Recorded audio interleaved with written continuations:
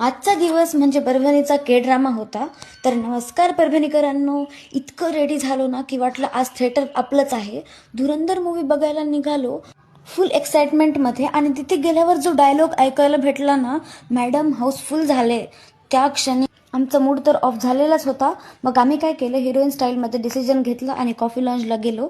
आणि हो, ऑर्डर करताना झिरो कन्फ्युजन, म्हणजे फ्रेंच फ्राईज फर्स्ट, कारण फ्राईज म्हणजे भावना आहेत. ओके, मग पिझ्झा, पास्ता, कॉफी आणि गॉसिप तर इतकं चालू झालं आमचं की बस. मग आम्ही गेलो राजगोपालचारी उद्यानमध्ये. खूप दिवसांनी गेलो आणि खरंच सांगते, गार्डन ग्लो अप झाले. लहानपणी आम्ही यायचो तेव्हा एवढं काही नव्हतं, आता मात्र खूप फुल अपग्रेड झाले.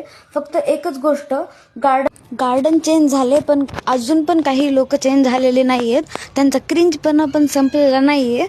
तर असो, आणि मग आम्ही आलो या स्विमिंग पूलजवळ. ह्यामध्ये पाणी सोडून तर शेवाळच जास्त होतं. आणि मग काय, आम्ही दुसऱ्यांची क्रिंजपणा बघत बघत घरी निघालो. घरी येताना लक्षात आलं, आमच्या कॉलनीमध्ये घरासमोर रोड बनलाय इतक्या वर्षांनी, आणि हे क्षण फ्रेम करून ठेवावा असा आहे. Development finally said hello. तर असा होता आजचा ओव्हर ॲक्टिंगने भरलेला दिवस. Okay, bye.